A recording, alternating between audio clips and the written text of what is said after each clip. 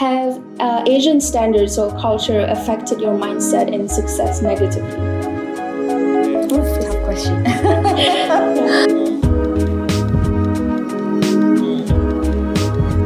You put me a bit on the spot, but I have to think about this one.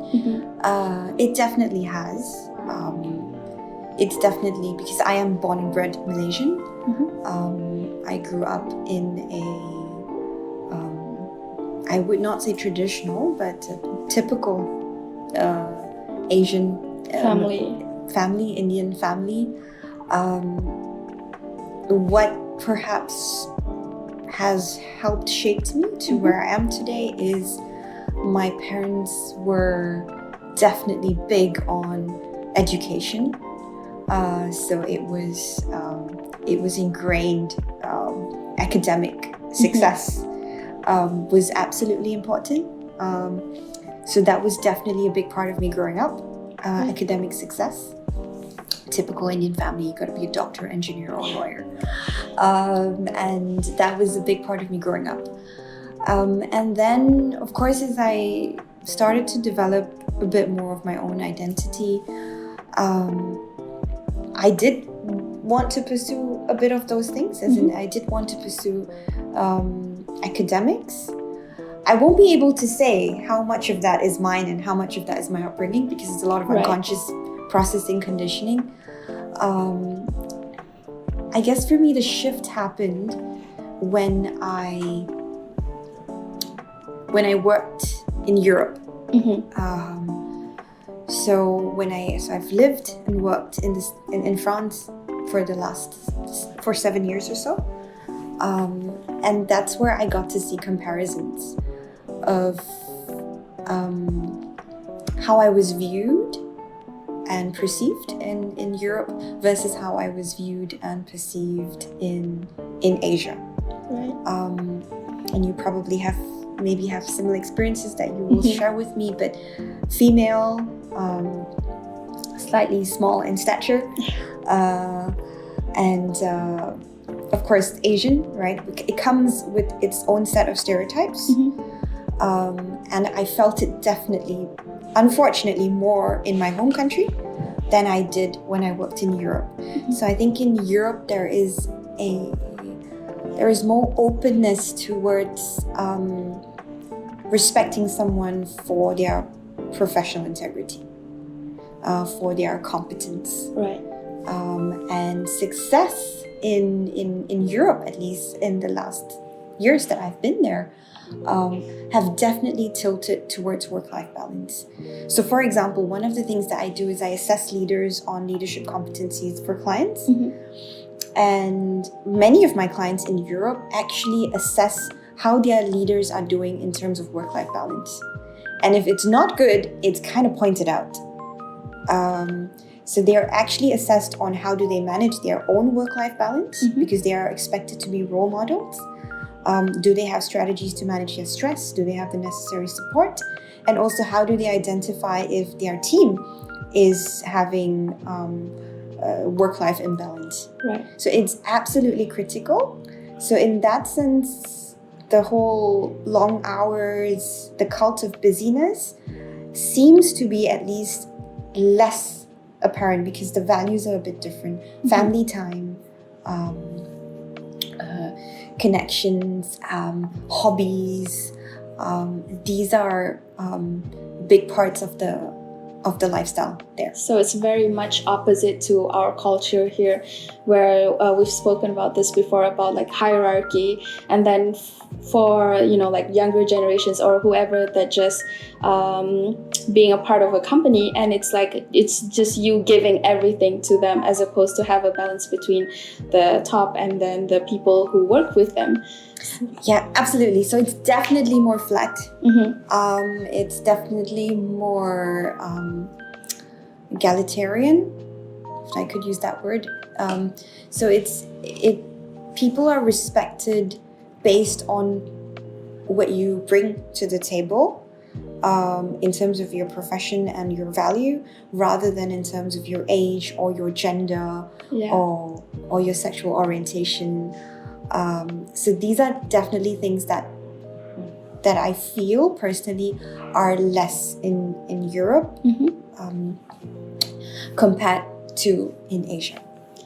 Would you say that if, like, since your experience working in Europe, was there still like issues with like generational differences, like we're talking about between millennials, Gen Z, and then the boomers? Did that ever happen in France? Like, was there any issues? Yeah, I think I wouldn't say issues, but I think it's definitely acknowledged. With a bit of humor even. But what is perhaps the key difference is it's people want to understand. I want to understand. I want to explore. Why is it different? How is it different? How can we work better together? And there is less judgment. And here perhaps there is judgment, stereotypical tendencies that tend to occur more commonly. Perhaps. I don't think it exists in every organization. I mean, I work with some Malaysian clients that are so passionate about bringing these things up that they have lots of initiatives to educate their senior managers on different styles of intergenerational communication. They have awareness for young Gen Zs, young millennials coming into the workplace on how to navigate working with senior leaders of different age groups. So there are organizations that are thriving and wanting to do that. I think it's just maybe at a different stage compared to Europe. Right. And there is always like a mix of the different generation, like the generation and also culture also comes into factor with how these things works. Yeah, absolutely. I mean, what I found really baffling was I was reading recently in terms of the luxury goods.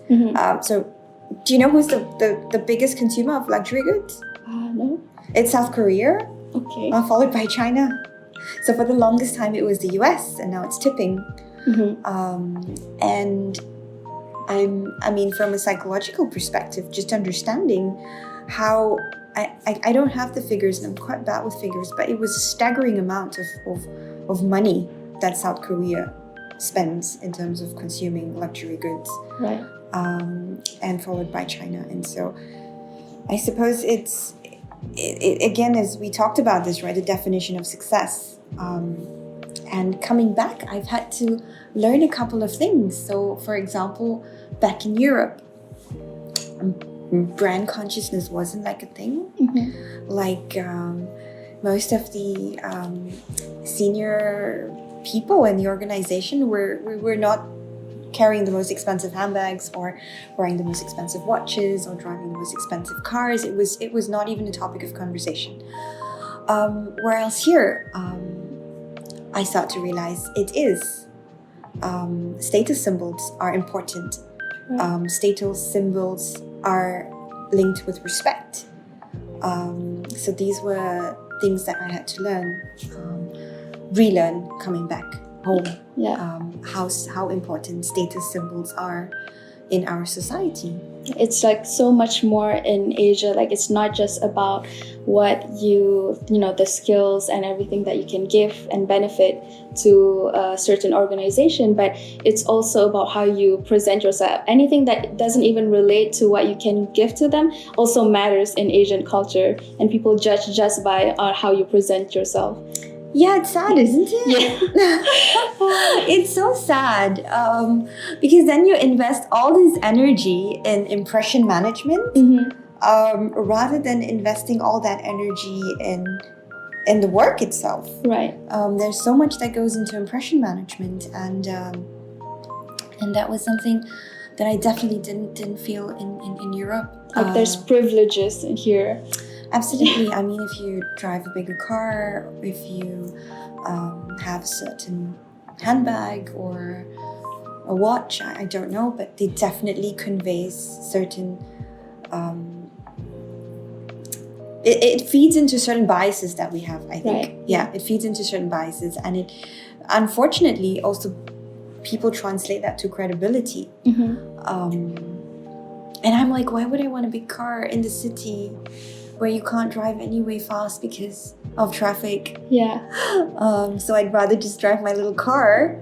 But of course, when you show up for a meeting, apparently a car is a status symbol. So these are things that I'm struggling with, because we talked about how it's negatively impacted my version of success. And I think these are things I struggle with, because I want to be recognized for my credibility, and then I acknowledge that the cultural expectations are certain items represent status symbols and are equated with respect. And that's something that I struggle with.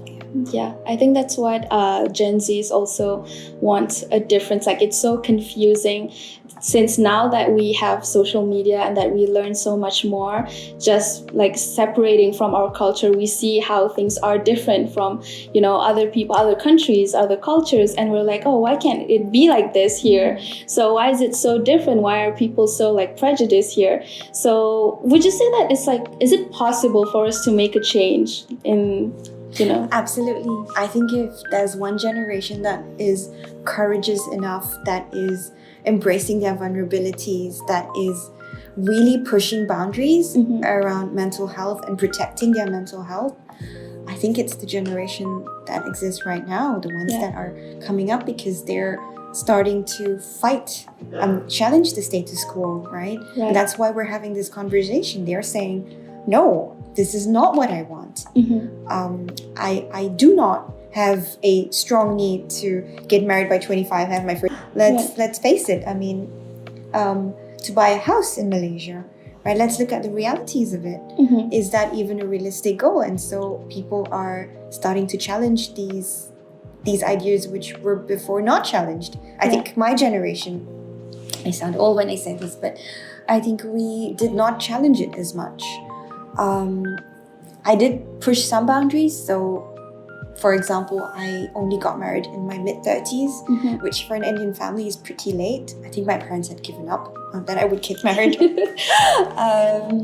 I chose not to have kids, which came with its own set of comments and judgments from family. I chose to have a career. And that came with its, I mean, I was traveling a lot for work, and I would get comments from, unfortunately, like relatives that would say, are you not worried that you're traveling so much that your husband might cheat on you? Oh my God. I would think, would you ask that if I was a man? And so yeah, I think I struggled with it. I challenged some boundaries, but I think the generation now, they have so much of courage that I sometimes wish I had. And they're really, really fighting for what they want. And I absolutely believe that they can make a change. It has to start somewhere. And I like the point that you said earlier about how people put their expectations. It's like they have their own experience, and it might be, their advice might be valid during that time, but then it's like outdated experience, and then they want to apply the same advice, the same expectations on us, where it's very different now. There's so much more challenges, so many differences, so you can't apply the same things for younger generations. So I think that's what the younger generations are trying to combat and make a difference. Absolutely, that's the thing. I think you nailed it when you said it doesn't apply anymore. We need to evolve. I understand that our previous generations, they mean well. They absolutely mean well, and for them it worked. And so they believe that this is what's going to work, but what they don't realize is it's changed, and the pendulum has swung so far left, where we now glorify busyness, that it needs to come back to the center. And this is a generation that is saying, okay, enough. Right. I don't want to do that anymore. I think it's so empowering. Okay, I think that's a really nice discussion that we had. I learned something from you. I'm sure we can make a change and do better. So yeah, thank you. Thank you.